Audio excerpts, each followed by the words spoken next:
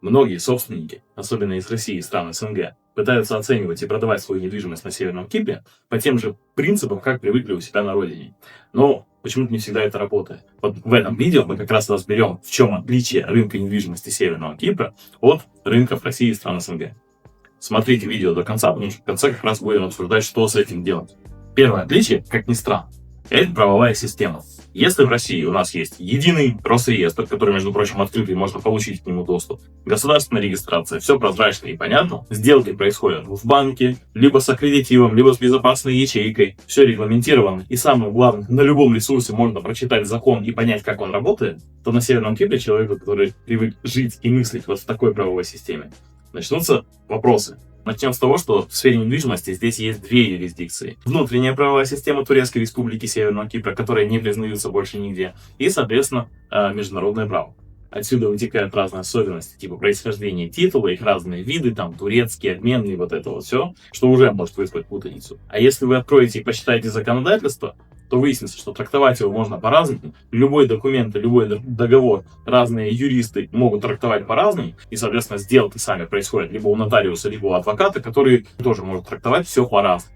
Никаких электронных цифровых подписей, никаких онлайн-регистраций, никаких вам госуслуг. Кажется, что это жесть и беспредел. Но давайте так, мы в другой стране, и нужно принимать ее нормы и каноны. Второе отличие – это профиль покупателей. В России можно было вообще этим не париться. Достаточно просто выложить объявление, есть цена плюс-минус конкурентоспособная, человек придет, кому надо, с ипотекой оформленной, либо с наличкой, сам задаст нужные вопросы и сам предложит сделать сделку. Да, часто сделки проходят с участием агентств, которые помогают собрать нужные документы, взять нужные справки и подготовить сделку. Что мы наблюдаем здесь на Северном Кипре? Во-первых, кто может купить вашу недвижимость? Киприоты, турецкие граждане, граждане СНГ, европейцы, африканцы, ребята с Ближнего Востока. И это все разные люди, им нужна разная недвижимость. И, соответственно, рекламировать ее нужно по-разному. От неподготовленного человека, который не привык разбираться в рынке недвижимости, уже может здесь на этом этапе мозги взорваться. Мало того, что они выбирают разную недвижимость, они ищут на разных ресурсах. Если мы говорим про киприотов или турок, у них ипотека, у них есть определенные требования по титулу, по документам к недвижимости, иначе им просто ипотеку не одобрят. Если мы говорим про иностранцев, у них тоже свои требования, свои хотелки, каждый хочет свое. Часть покупателей живет здесь, часть ищут удаленно, планируют приехать на сделку. У кого-то свой адвокат, который здесь всем занимается. И все это приправлено тем, что фокус внимания иностранных покупателей очень сильно смещен на иностранцев. Потому что от рекламного шума про новостройки Северного Кипра, мне кажется, уже по всей Европе в глазах рябит. И, соответственно, очень часто становится непонятно, кому ваша недвижимость будет интересна, где ее рекламировать, как найти покупателя, который захочет купить, и как с ним сделку сделать. Третье отличие – это ценообразование. Мы в России уже разбалованы Авито, Домкликом, Цианом и прочими такими инструментами, когда вы, просто вбивая в объявление цену своей недвижимости, уже получаете ответ от самого ресурса. Хорошая эта цена, низкая, высокая, выше рыночной. Это все подтверждается огромным массивом данных по уже проведенным сделкам, по уже успешным рекламным кампаниям ваших предшественников. И, соответственно, вы можете понимать, какие ваши шансы продать недвижимость. Можете прислушиваться к ним, можете не прислушиваться, но это ваше решение, у вас эти данные есть.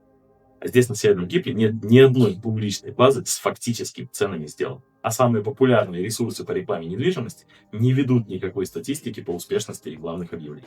Добавим сюда предыдущий пункт, что рынок у нас очень сильно фрагментирован.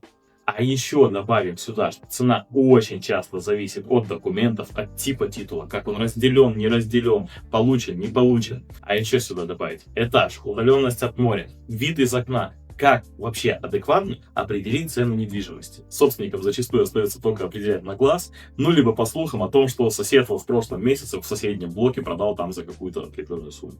По-хорошему, чтобы на Северном Кипре адекватно оценить недвижимость, нужно проводить полноценный конкурентный анализ и не просто посмотреть, а сколько сейчас стоят похожие конкуренты, но и какова успешность их рекламной кампании, какой вообще объем спроса похожих объявлений и спрогнозировать, сколько человек в настоящий момент вообще заинтересованы в покупке подобной недвижимости. Это может дать какое-то представление, но все равно это останется только прогнозом, потому что реальных данных нет ни у кого.